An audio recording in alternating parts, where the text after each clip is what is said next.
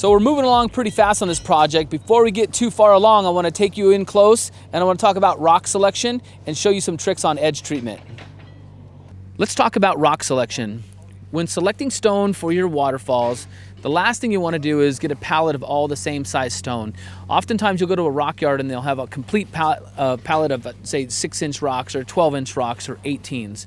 So when you go to do your selection, you want a variety of different sizes.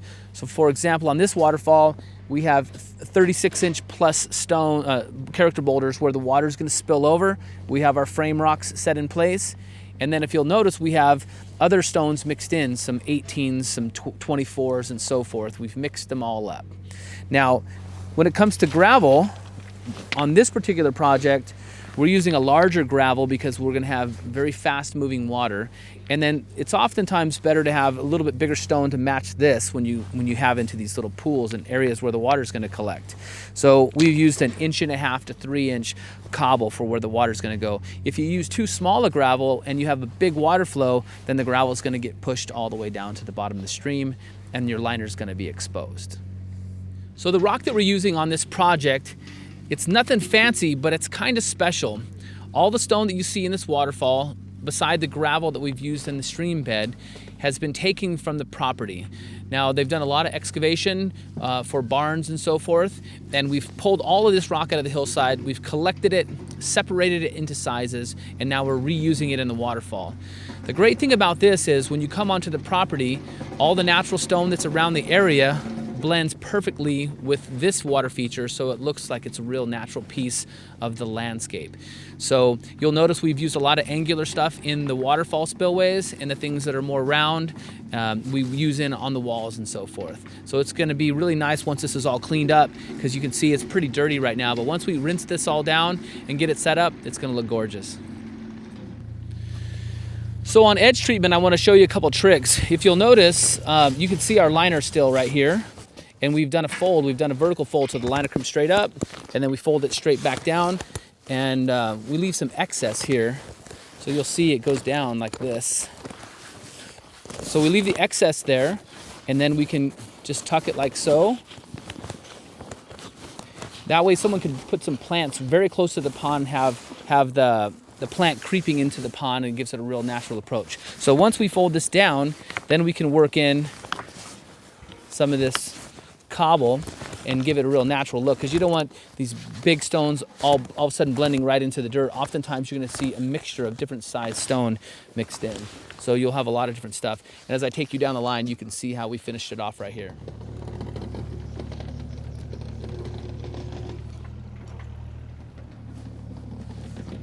Line up like how it was, it's just going to be shit. And I'd rather get it okay. that way now before he gets back in. Okay. Now we're ready for this.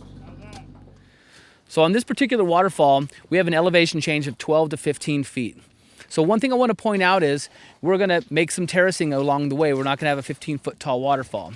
Now what we're not going to do as well is we're not going to have a series of 2-foot waterfalls or a series of 3-foot waterfalls. We want to mix those benches up. So I'll have an 8-inch spillway, a 24-inch spillway, a 3-foot spillway, and we make it look a little more natural by changing up the elevation changes in each waterfall. Now, one thing I want to point out is in these terraces, each spillway stone will be positioned about 3 to 4 inches above the bench that I'm standing in.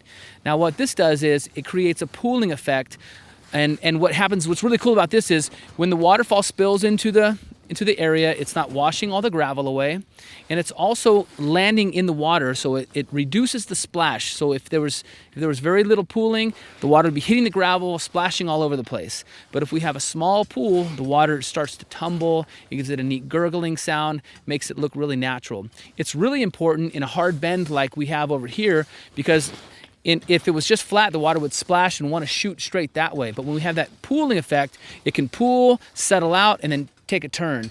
So make sure you have pools on each one of your terraces. I want to point out all this fabric in here because it looks a little bit messy at this point.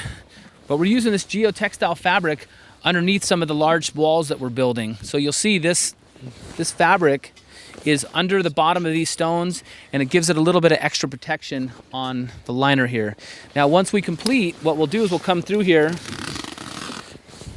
and we'll cut off all the excess fabric so you won't see this. but it gives us a little bit of extra protection on top of the liner when you're setting big walls and heavy rocks. So let me give you a design tip right now. This is what we call a wishbone waterfall that's on this particular bench. We place a large boulder somewhere within the realm of the bench, and then we put a waterfall on each side of it. So when it's running, you have water spilling around a large character stone. So it looks really natural. The important thing I want to tell you is don't place this character stone in the center of the bench, not right in the middle, because you don't want, say, a 2-foot waterfall on this side and a 2-foot waterfall on the other side. It looks kind of man-made like that. So what we want to do is push that character stone to one side. If you'll notice over there, I have about a 1-foot wide spillway and a lot of small stones, so the water's going to come crashing down there. And on this side, I have about a 2-foot spillway, a large flat stone, and then you'll have a more calming effect happening on this side of the waterfall. So it's a really neat look. That's the last tip I have for you today. Until next time, I'm Eric Triplett, the Pond Digger. See you soon.